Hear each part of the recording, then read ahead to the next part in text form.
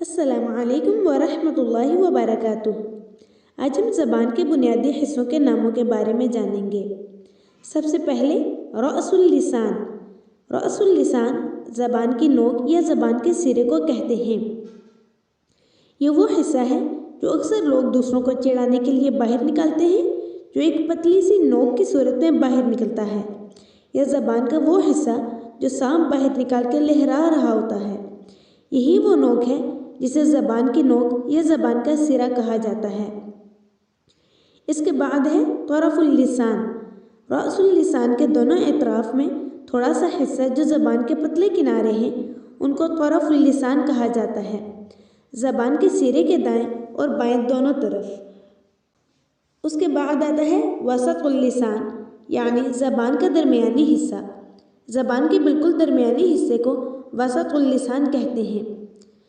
اس کے بعد آتا ہے حافۃ اللسان۔ حافۃ اللسان زبان کے موٹے کنارے یا زبان کے کروٹ کو کہتے ہیں۔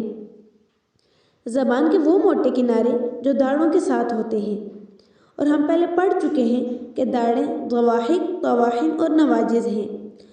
ضواحک کے ساتھ جو زبان کا موٹا کنارہ ہے اس کو ادنائے حافہ، اور طواحن کے ساتھ جو زبان کا موٹا کنارہ ہے یا کروٹ ہے اس کو وسطی حافہ، اور نواجذ کے ساتھ جو زبان کا موٹا کنارہ یا زبان کی کروٹ ہے اس کو اقصی حافہ کہا جاتا ہے۔